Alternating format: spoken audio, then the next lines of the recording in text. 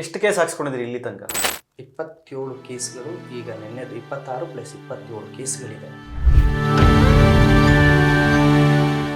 ಎಷ್ಟು ಕೇಸ್ ಹಾಕ್ಸ್ಕೊಂಡಿದ್ರಿ ಇಲ್ಲಿ ತನಕ?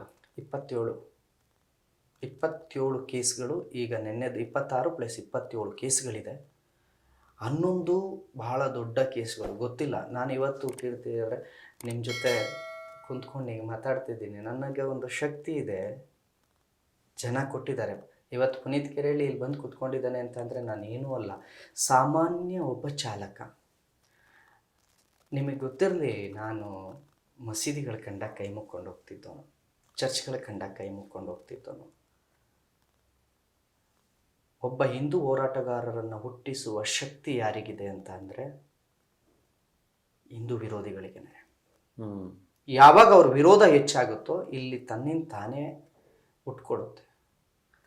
ಇದನ್ನು ಹುಟ್ಟಿಸಿದ್ದವ್ರೆ. ಇವತ್ತು ನಾನು ಶಿವಾಜಿನಗರಕ್ಕೆ ಕಾರ್ನಲ್ಲಿ ಹೋಗ್ಬೇಕಾದ್ರೆ ಒಂದು ಆರನ್ನು ಹೊಡೆದಿದ್ದಕ್ಕೆ ನಾನು ಗ್ಲಾಸ್ ಮಿರರ್ ಓಡಿಸ್ಕೊಂಡಿದ್ದೀನಿ.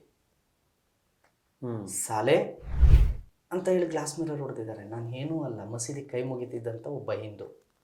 Glass mirror ಹೊಡೆದೋಯ್ತು. ಯಾಕೆ? ಇಳಿದು ನಿಂತ್ಕೊಂಡ್ರೆ 100 ಜನ ಬಂದು ನಿಂತ್ಕೊಳ್ತಾರೆ. ಅವ್ನು ತಪ್ಪೋ ಸರಿನೋ ನೋಡೋದಿಲ್ಲ. ಒಗ್ಗಟ್ಟು ಅಂದರೆ ಅಕ್ರಮವನ್ನು ಕೂಡ ಸಕ್ರಮ ಅಂತ ಹೇಳ್ತಿರಲ್ಲ. ಇದ್ರಿಶ್ ಪಾಷನ ವಿಚಾರದಲ್ಲಿ ನೀವು ಬಂದು ನಿಂತ್ಕೊಂಡ್ರಿ ಒಗ್ಗಟ್ಟಾಗಿ? ಅವ್ರು ಮಾಡಿದ ಅಕ್ರಮ ಅಲ್ವಾ? ಇಸ್ಲಾಂ ಒಪ್ಪುತ್ತಾ ಅದನ್ನ? ಅಕ್ರಮವಾಗಿ ಗೋವುಗಳನ್ನ ಹಿಂಸಾತ್ಮಕವಾಗಿ ತೆಗೆದುಕೊಂಡು ಹೋಗೋದನ್ನ ಇಸ್ಲಾಂ ಒಪ್ಪುತ್ತಾ? ಇಸ್ಲಾಂ ಹೇಳುತ್ತೆ, ಒಂದು ಪ್ರಾಣಿಯನ್ನ ವಧೆ ಮಾಡ್ಬೇಕಾದ್ರೆ ಅದ್ರ ಕಣ್ಮುಂದೆ ಇನ್ನೊಂದು ಪ್ರಾಣಿ ಇರಬಾರ್ದು ಅಂತ ಹೇಳುತ್ತೆ ಇಸ್ಲಾಂ. ಒಂದು ಕುರಿಯನ್ನ ಕಡಿಬೇಕಾದ್ರೆ ಅದ್ರ ಮುಂದೆ ಇನ್ನೊಂದು ಕುರಿ ಇರಬಾರ್ದು. ಈ ಕುರಿ ಕಡಿಯೋದು ಆ ಕುರಿ ಗೊತ್ತಾಗಬಾರ್ದು. ಅಂಥದ್ರಲ್ಲಿ 50 ಗೋವುಗಳನ್ನ ಮೂಗ್ನ ಕಟ್ಟಿ ಅಷ್ಟು ಹಿಂಸಾತ್ಮಕವಾಗಿ ಅದರಲ್ಲೂ ಅಕ್ರಮವಾಗಿ ಸಾಗಿಸೋದನ್ನ ಇಸ್ಲಾಂ ಇಲ್ಲಿ ಒಪ್ಪುತ್ತೆ? ಆ ಇಸ್ಲಾಂ ಒಪ್ಪದೇ ಇರೋದನ್ನು ಕೂಡ ಇಸ್ಲಾಂ ಹೆಸರಲ್ಲಿ ಇವನು ಮಾಡ್ತಾ ಇದ್ದಾಗ ನೀವೆಲ್ಲ ಬಂದು ಅವನು ಇಸ್ಲಾಂ ಅವನು ಅನ್ನೋ ಕಾರಣಕ್ಕೆ ಜೊತೆಗೆ ನಿಂತ್ಕೊಂಡಾಗ ನನಗನ್ಸುತ್ತೆ, ನಾನು ಹಿಂದೂಗಳನ್ನ ಒಗ್ಗಡಿಸ್ಬೇಕು, ನಾನು ಹಿಂದೂಗಳನ್ನ ಸಂಘಟಿಸ್ಬೇಕು, ನಾನು ಹಿಂದೂ ಕಾರ್ಯಕರ್ತನ ಸ್ವಲ್ಪ ಒಗ್ಗಟ್ಟು ಮಾಡಲಿಲ್ಲ ಅಂತ ಅಂದರೆ ನನ್ನ ದೇಶ, ನನ್ನ ಧರ್ಮ, ನನ್ನತನ ಉಳಿಯೋದಿಲ್ಲ ಅಂತೇಳಿ ನಾನು ಬೀದಿಗೆ ಬಂದು ನಿಂತ್ಕೊಂಡಿದ್ದೀನಿ. ಇವತ್ತು ಜನ ಅಲ್ಲಿಂದ ನನ್ನನ್ನು ಇಲ್ಲಿಗೆ ತಂದು ಕೂರಿಸಿದ್ದಾರೆ. ಅವರ ಭಿಕ್ಷೆಯಲ್ಲಿ ನಾವು ಹೋರಾಟಗಾರರಾಗಿದ್ದೀವಿ. ದಿನೇ ದಿನೇ ದಿನೇ ಆ ಪ್ರೀತಿ ಎಷ್ಟಾಗ್ತಿದೆ ಅಂದರೆ ನಾನು ಎಷ್ಟು ಕೊಟ್ಟರೂ ಸಾಕಾಗ್ತಿಲ್ಲ ಸಮಾಜಕ್ಕೆ. ಅಷ್ಟು ಪ್ರೀತಿ ಕೊಡ್ತಿದ್ದಾರಲ್ಲ, ನಾನು ಇನ್ನೆಷ್ಟು ಕೊಡಲಿ. ನಾನು ಇನ್ನೂ 100 ಕೇಸಲ್ಲ, 100 ಬಾರಿ ಜೈಲಿಗೆ ಹೋಗಿ ಬಂದರೂ ನನಗೆ ಜನಕ್ಕೆ ಇನ್ನೂ ನಾನು ಆ ಪ್ರೀತಿಗೆ ಏನು ಸ್ಯಾಟಿಸ್ಫ್ಯಾಕ್ಷನ್ ಕೊಡೋದಕ್ಕಾಗಲ್ಲ. ಇದು ನಾವು ಮೊದಲಿಂದ ಏನಾಗುತ್ತೆ, ಯಾರಾದರೂ ಒಂಚೂರು ಪ್ರೀತಿ ತೋರಿಸ್ಬಿಟ್ರೆ, ನಾವು ಬೆಳೆದು ಬಂದು ನಮ್ಮ ಭಾವನೆ ಹೇಗಿದೆ, ಯಾರು ಒಂದು ಸ್ವಲ್ಪ ಪ್ರೀತಿ ತೋರಿಸಿದ್ರೆ ನಾವು ಸರ್ವಸ್ವನ್ನೇ ಅರ್ಪಿಸ್ಕೊಂಡ್ಬಿಡ್ತೀವಿ.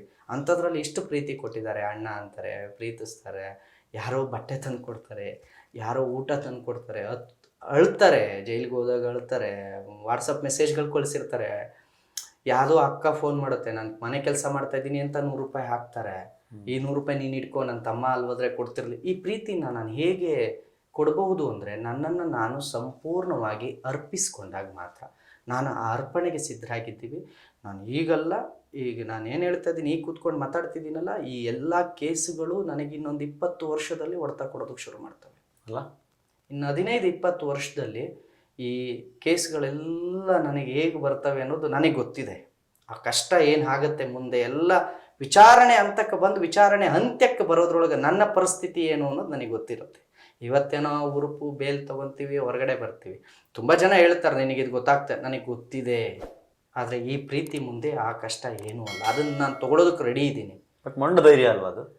ಮೊಂಡು ಧೈರ್ಯ ಅನ್ನೋದಕ್ಕಿಂತ ನನಗೆ ಬೇರೆ ದಾರಿ ಇಲ್ಲ. ನಮ್ಗಳಿಗೆ ನಮ್ಮ ಸಮಾಜ ಮೊದಲಿಂದನೂ ಹಾಗೆ ಬಂದಿದೆ.